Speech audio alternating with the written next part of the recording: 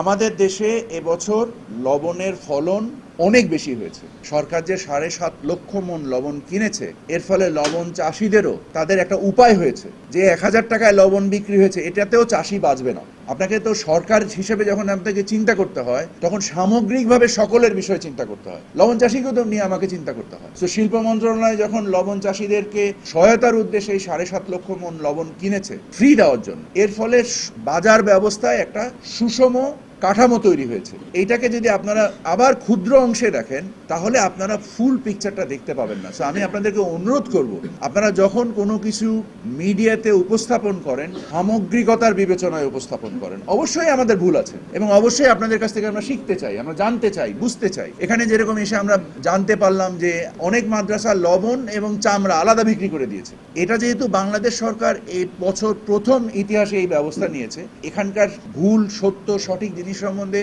আপনাদের কাছ থেকে সে শিখে জেনে ছাগলের চামড়ায় উপযুক্ত মূল্য পাওয়া যাচ্ছে না আমরা জানতে পারলাম।